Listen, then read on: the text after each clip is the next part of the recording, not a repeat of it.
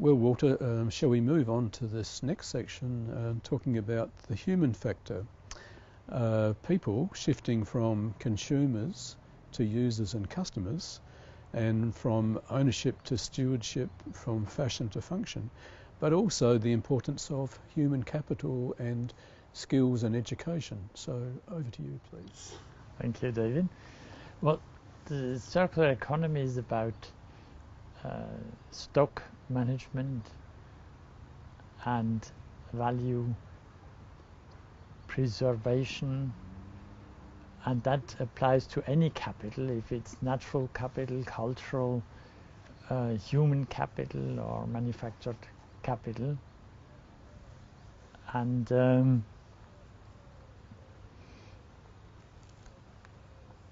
of all these capitals or resources or stocks, whatever you want to call it, there is only one which has a qualitative, albeit perishable quality, which is human capital, because you can educate people, you can train them. The problem is if you don't give them a chance to use these skills and capabilities, they are quickly lost and people become unemployed or even unemployable. So, in my opinion, governments have almost an obligation to give preference in the use of resources to human resources because of this qualitative side. You can leave a ton of coal in the ground for 10 years and it doesn't lose its quality. You cannot leave people unemployed for 10 years without losing them. So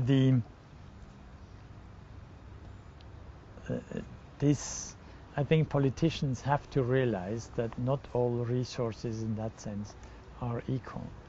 But of course people not only have a role in production, in a productive economy, they also have a role as consumers or users. And it's very easy to show if you want to celebrate Christmas. You can either buy a Christmas tree and then throw it away, or rent a Christmas tree for a couple of weeks and then give it back, or you can celebrate Christmas with other people in the church or in the forest, especially in Europe with the snow, and then you are part of a sharing society. If you rent a tree, it's a sharing economy, and if you buy the tree, then it's the linear industrial economy. So this choice is basically ours. Every person has, every time you buy something or don't buy something, you unconsciously make this choice. And then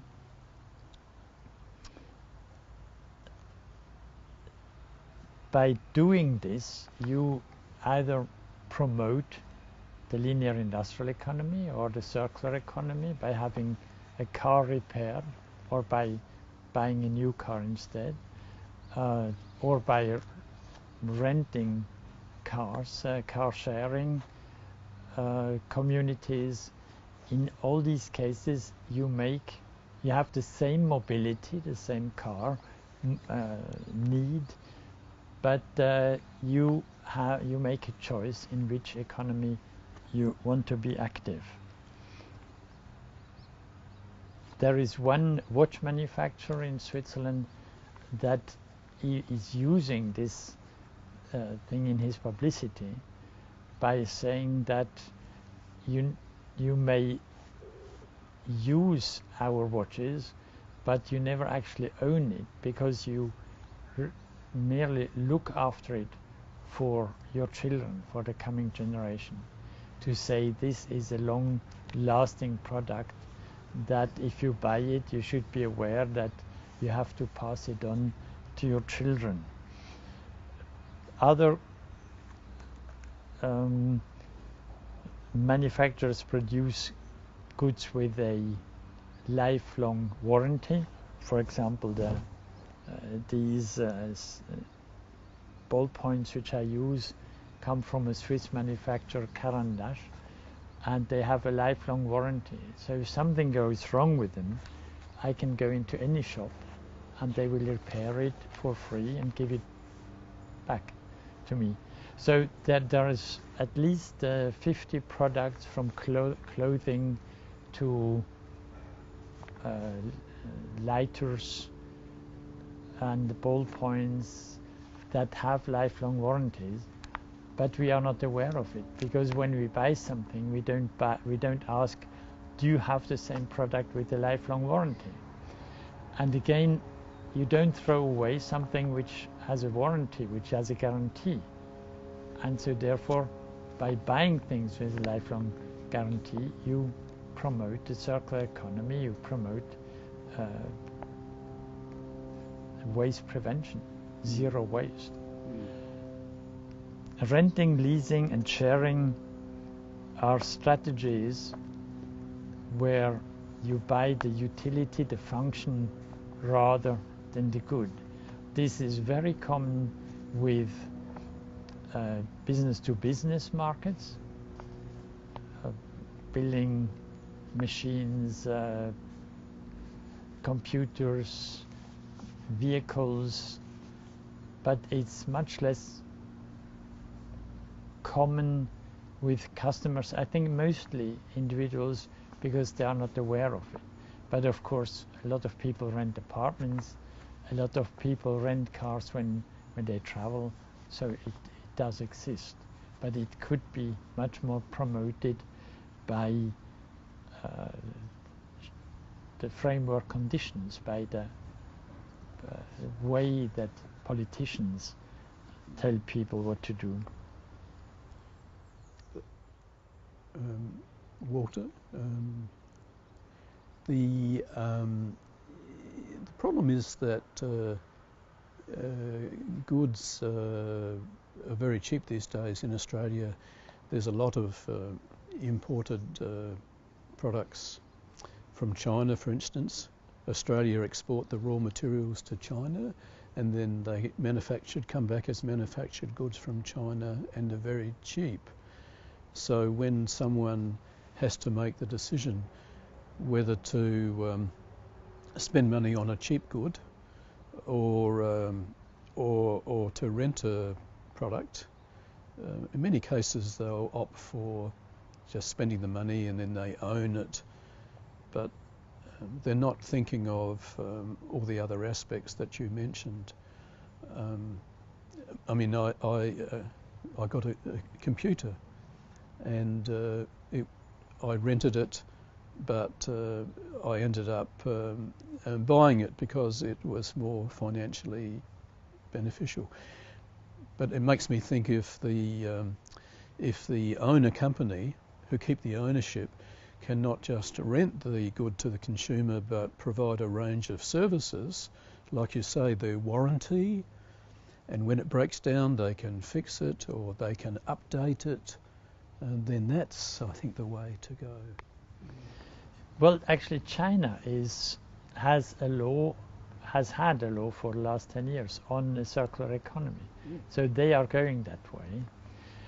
And the other aspect that's often neglected is that in a performance economy, selling goods and services, the manufacturer has to internalize all the costs involved in using the product, whereas the linear industrial economy externalizes the costs to the community. And so therefore there is a big difference for the cost to society if you buy a good or if you buy the services. But the